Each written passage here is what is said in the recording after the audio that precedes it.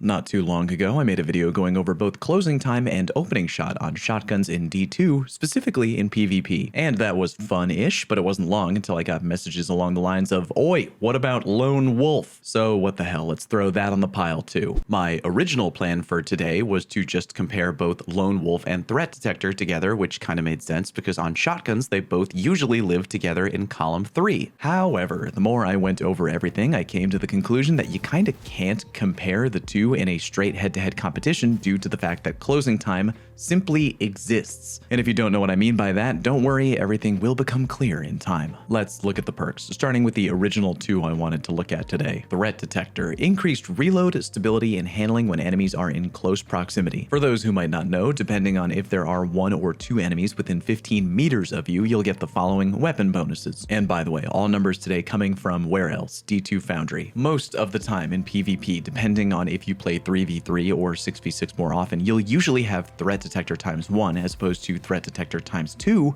but even if you only ever had the level 1 buff at all times, it's still pretty good. And now, a relatively new perk, Lone Wolf. Slightly improves aim assist, aim down sight speed, and airborne effectiveness. Increases these effects when there are no nearby allies. Basically, no matter what, Lone Wolf is giving you a +10 to your shotty's aim assist and your airborne effectiveness, as well as a slightly better ADS speed. If you are all alone and have no other teammates within 15 meters of you, those numbers get bumped up to +20 each, and your ADS speed modifier goes from 0.9 to 0.8. Really quickly, just for a minute, let's flat out ignore the other bonuses each weapon perk gives and think only about handling and the overall snappiness given from each perk. Why don't we imagine a scenario? You have a hand cannon out and some jabroni is running at you in a game of PvP, and you want to whip out your shotty and force feed him a mouthful of buckshot as fast as you can. Looking at the weaker version of each perk, i.e. Lone Wolf at base, aka you have a teammate standing kinda near you, and Threat Detector level 1, aka there's only the one guy charging you and he's within 15 meters. Comparing these two at the base level, handling wise anyway, Threat Detector seems to be the better option. For the purpose of this example, I'm looking at numbers here from a deadlock shotgun, by the way. Threat Detector level 1 gives more handling, a shorter aka faster ready speed, and a shorter ADS speed. Okay, now same example, but why don't we dial up each perk to their strongest potential, meaning for Lone Wolf you have no teammates nearby, and for Threat Detector there's now 2 enemies within 15 meters of you,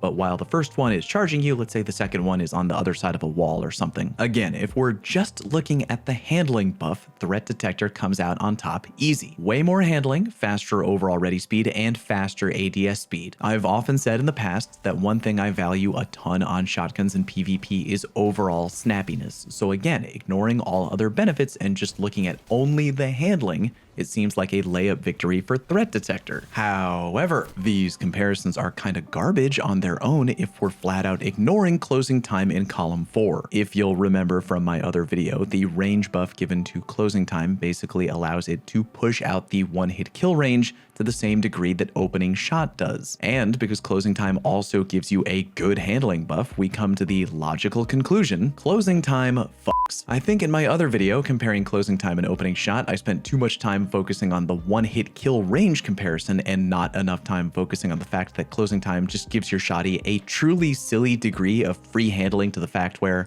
no joke, Threat Detector should be worried about potentially being out of a job. So rather than compare closing time and Lone Wolf, why don't we compare closing time and Threat Detector? At base, here's what the numbers look like. Snappiness wise, closing time barely ekes out the win, which is really not good for Threat Detector considering Threat Detector also comes with a reload and stability buff, which is fine, but closing time pushes out the range on your shotgun, which IMO is more important. Now, why don't we ramp up the effects of both perks, i.e. closing time has the power of having just 1 bullet left in the shotty mag, and Threat Detector has been ramped up to level 2 because in theory there are 2 people nearby. Threat barely takes the win here, and please keep in mind, I haven't selected any other perks or barrels on this fictional deadlock shotgun roll. So in theory, if we slap a barrel shroud barrel onto our imaginary deadlock and re-crunch the numbers, now they look like this. Now both our deadlock shotties have hit 100 handling, and not only that, closing time ties in all categories and barely wins in the ADS category. And keep in mind, the activation criteria for max power closing time is way easier to achieve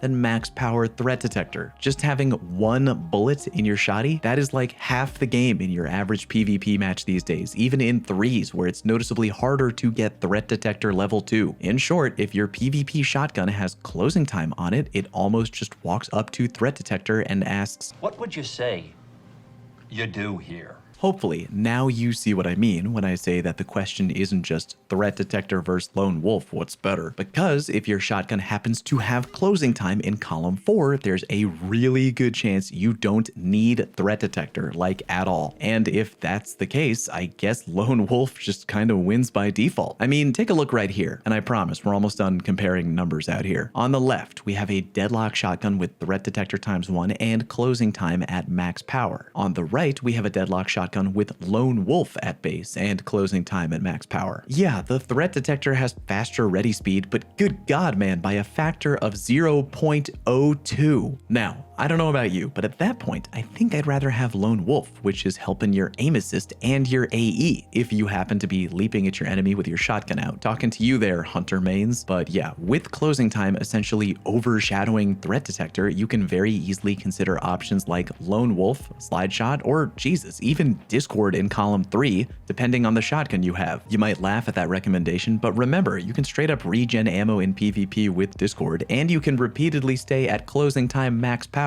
too. I spoke a bit with my buddy CoolGuy before researching today's video, and he has a vid dropping today on the Scavenger's Fate shotgun, which I originally wasn't very excited about in the grand scheme of things because we already have so many godroll shotguns. However, after continuing to see just how truly disgusting closing time is on paper, yeah, I'm gonna regrind a few scavengers for my own personal collection. Anyway, CoolGuy has a video of his own covering Scavenger's Fate in PvP that should be up at the time of me posting today's video. I'll be sure to link that vid down in the pinned comment, be sure to check it out. But yeah, in short, good lord, closing time, how is it so good? Didn't intend for this video to go off the rails from what I originally wanted it to be, but what are you gonna do? For the time being, don't delete your threat detector opening shot rolls in case Bungie adjusts some perks here and there. But yeah, invest in closing time. And IMO, if given the choice between threat detector or lone wolf and the shotty has closing time in column 4, go lone wolf. Thank you very much for watching. Sorry about my voice. See you next time.